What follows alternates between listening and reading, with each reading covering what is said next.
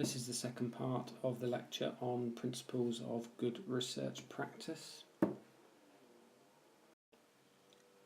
In this part of the lecture, the learning outcomes will be focused on the ideas about engaging research users, initial thinking about how to access a sample of respondents for research, and some thoughts on project planning.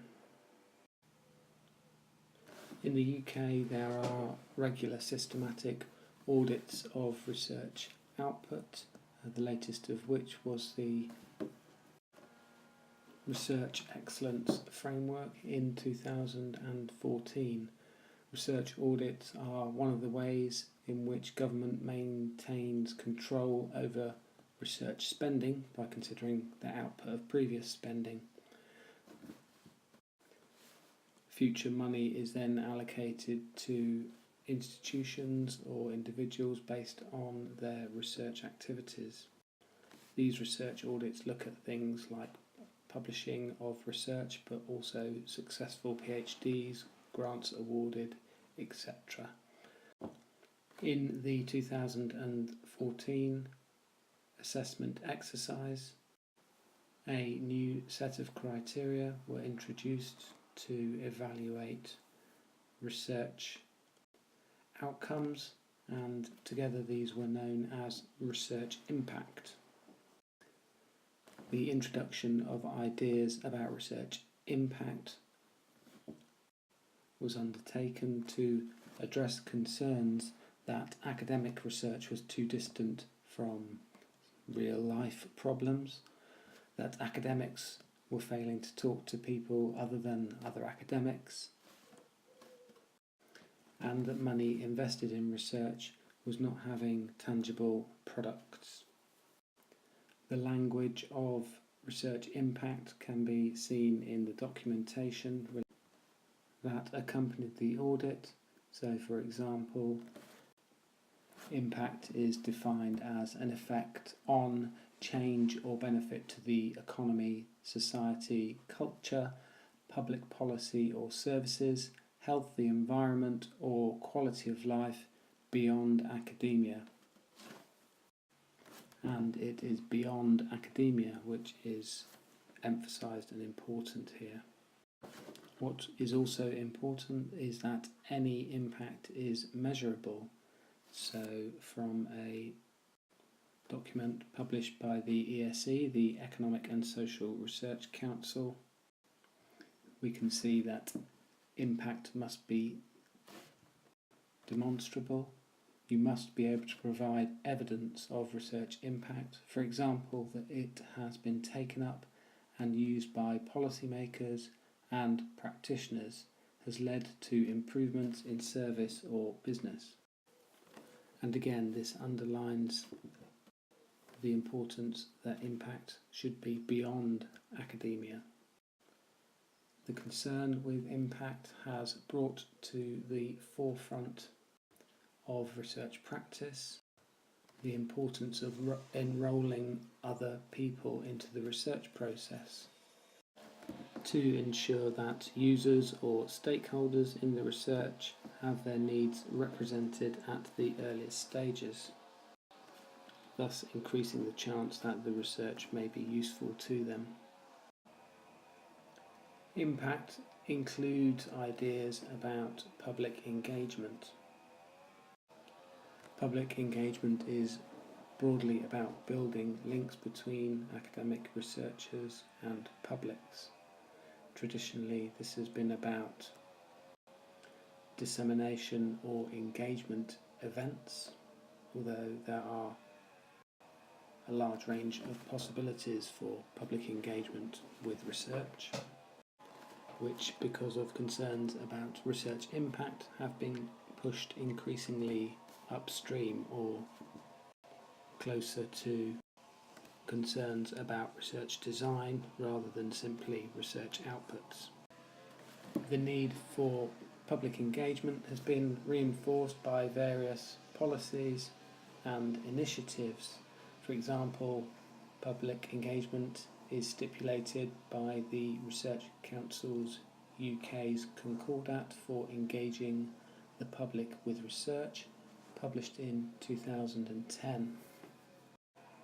It was also bolstered by the funding of a National Coordinating Centre for Public Engagement in the UK, which recently published its manifesto to promote the responsibility of researchers to engage the public. Importantly, public engagement is now cast as a two-way process, as is demonstrated by this quote from the NCCPE. In its manifesto, it states, "We are committed to sharing our knowledge, resources and skills with the public, and listening to and learning from the expertise and insight of different communities with which we engage." The NCCPE make a range of claims about the benefits of public engagement. For example, they suggest that it demonstrates accountability in a climate of increased scrutiny over the spending of public resources. They suggest that it sensitises universities and their staffs and students to the social and ethical issues that are important in wider society. They suggest that it helps to maximise the flow of knowledge and learning between universities and society. They suggest that it helps to build trust and mutual understanding between academia and the rest of society, and that it can generate unforeseen outcomes and stimulate creative and innovative practices. As mentioned already, engagement can happen in a number of ways, but I want to focus on how engagement can be useful at the start of the research process as a way of improving research impact. So, for example, the Economic and Social Research Council suggests in its information on pathways to impact that to plan impact effectively, you need to identify key stakeholders, be those other researchers, people working in the public sector, people working in business, industry or the third sector, charities, social purpose organisations, etc. You need to identify how those key stakeholders will benefit from your research by thinking about what influence it might have on their policies or practices. And you have to ensure that stakeholders have an opportunity to benefit by planning appropriate public events, media coverage, and engagement and consultation activities.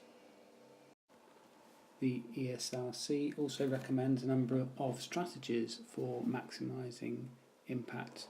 These are very wide-ranging, but a few important ones at the earliest stages of a research project could be involving users to assist in focusing research questions or design through user stakeholder groups or participatory groups, encouraging knowledge exchange strategies which ensure that evidence produced from research projects meets the needs of users, ensuring that you as a researcher have a good understanding of the policy and practice context to ensure research is relevant, and to ensure that you as a researcher understand the barriers and drivers of change in a particular context, so that these may be addressed in the research process or when information is disseminated. In each of these strategies, it seems sensible to think about how to enrol stakeholders or users at the earliest stage of the research project so that they may assist in decisions about the scope of the research, the topics that are being investigated, perhaps even methodology, for example, questions about timings of fieldwork or dissemination to ensure that research outputs have the maximum impact on an organisation or context. Moving on, I now want to think about getting access to potential research respondents. Getting access means either getting individuals or organisations to agree to take part in your research. This is obviously a foundational issue for any research project, but it is frequently not considered at the earliest stages by novice researchers, who often assume that people will want to give their time to help their research project.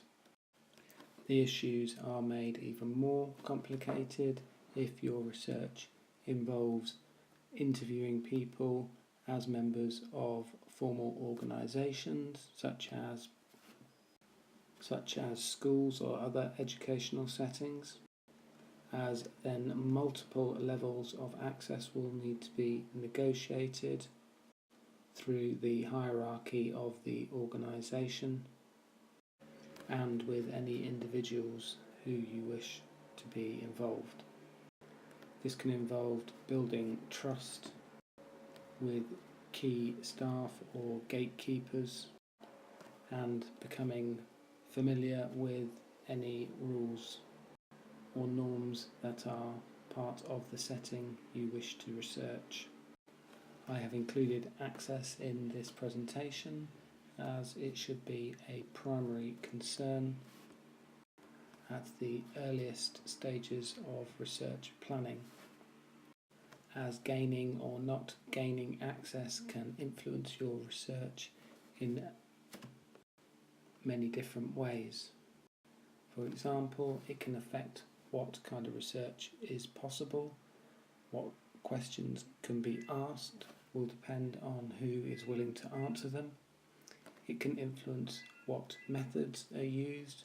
For example, it can influence your thinking about whether to use research tools that collect rather superficial kinds of data or more in-depth kinds of data. It can influence the results of a research project, as it will affect whether you have the right people able to give you information in a knowledgeable manner, and whether they feel you are a trustworthy person to give information to. And finally, it can affect whether you can finish the project that you are proposing. Sometimes great ideas can be easily undone simply because proposed research respondents do not want to give you the information that you want them to. These are some of the issues that you need to consider at the beginning of your research project in terms of access. Firstly, the availability of your potential respondents. Probably goes without saying that people are busy and particular people are particularly busy. So if you want to include elite respondents, professionals, then you need to be aware of their busy schedules. And even if you're interviewing non-elites, people have commitments and may not be around to talk to or respond to your survey or questionnaire when you want them to be. Also, people may not want to talk about the topic that you are researching. It may be sensitive to them. They may have had bad experiences relating to it. They may not see the point of your research. So you need to carefully consider people's willingness to participate. This may be particularly the case for certain vulnerable groups or closed organisational settings, where you will have to consider whether you will be allowed access, and whether once you have access you will be able to establish yourself as a trustworthy individual. People who are parts of vulnerable or marginalised groups may not want to talk about sensitive issues, they may not trust your agenda, or they may simply be physically inaccessible. In many instances, you may need a gatekeeper, who is an individual who will be able to give you access to further participants in a particular organisational or social context. For example, this could be a manager in an organisation who can give you permission to approach other people in that organisation, for example, to distribute a survey or send requests for interviews. Gatekeepers can be particularly important if your research involves closed networks or vulnerable people or marginalised populations. The gatekeeper can become important because they are somebody who can vouch for you as a trustworthy individual. Finally, it is worth noting that all of these factors relating to access can impact on your sample. You need to be aware that the people who may be saying yes to being involved in your research may have different characteristics to those who are saying no. As such, issues around access can introduce self-selection biases into your sampling.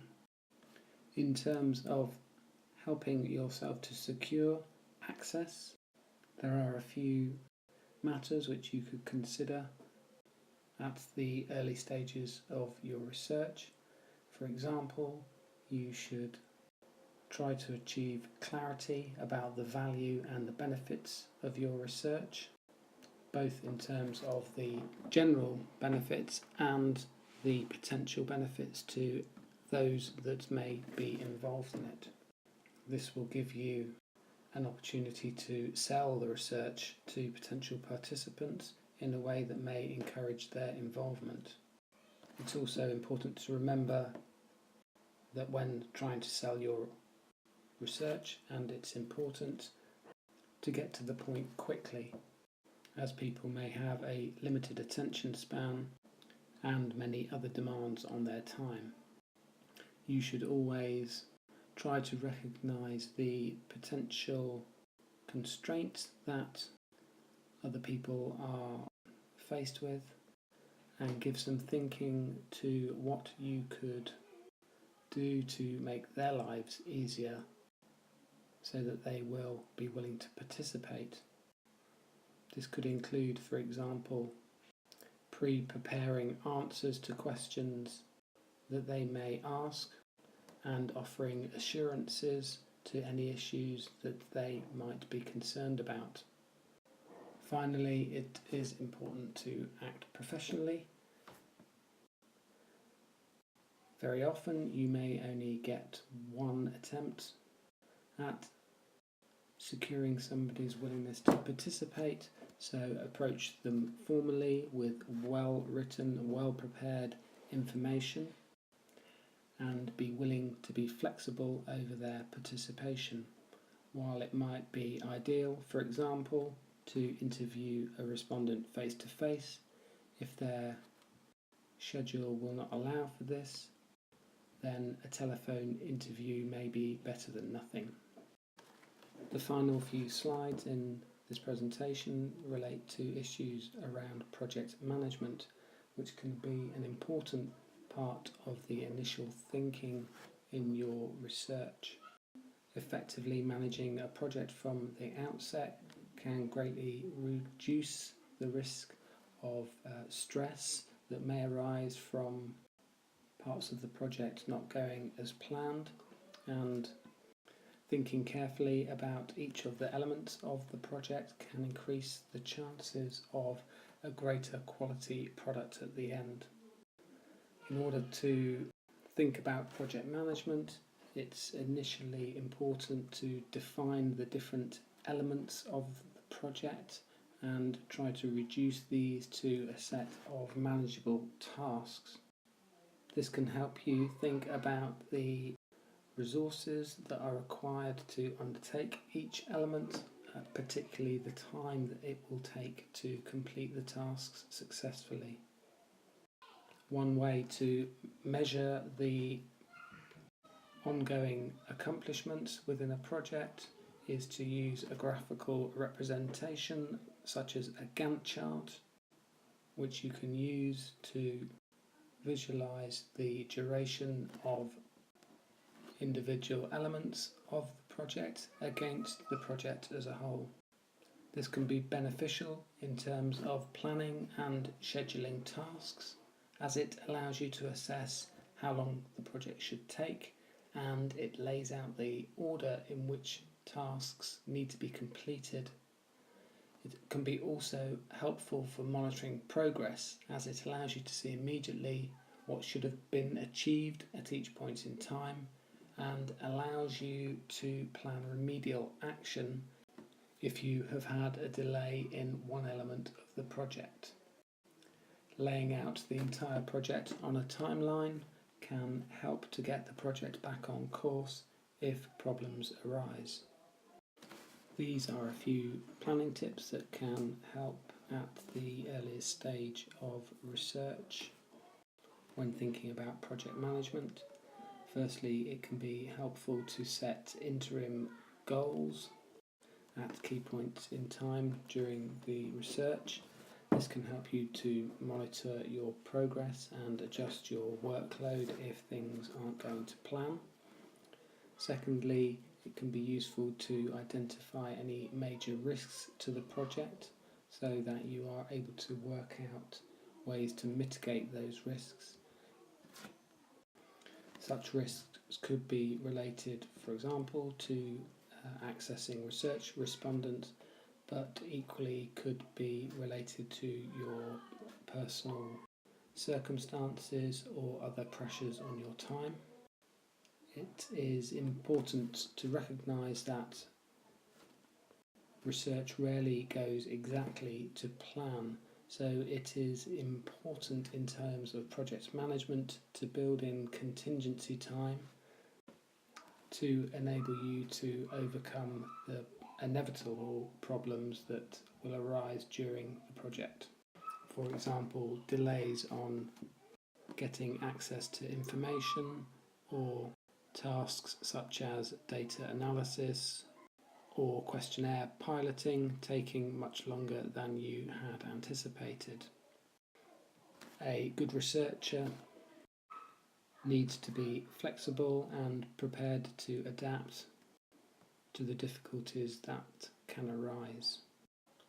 So if you wish to gain a broad overview of the different elements in the research process in order to draw up a project management plan, these should be the areas that you consider. Firstly, there is the conception of the project, which can include an initial literature review to scope out the issue, any consultation with stakeholders or users to ensure that the research can have utility and impact, designing of the methodology, which can itself require consultation with supervisors or other experts, writing a formal proposal and an ethics submission can also be time consuming. The second set of elements in the research process relate to data collection, be this through interviews or surveys or observation.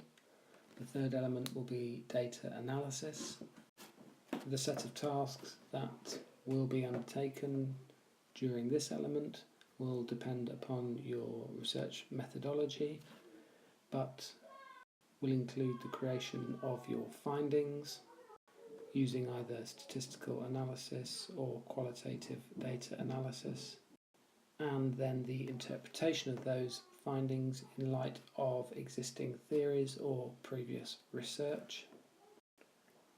The fourth element will be writing up, which will involve collating all the disparate elements of the research process and the presentation of that in an appropriate format, either as a dissertation thesis or perhaps an article for publication or a research report.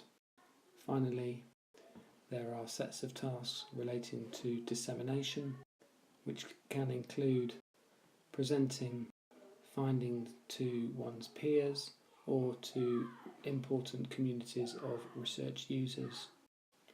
Using the discussion board, I would like you to think about your own dissertation project in terms of the potential participants and how you may secure access to these people.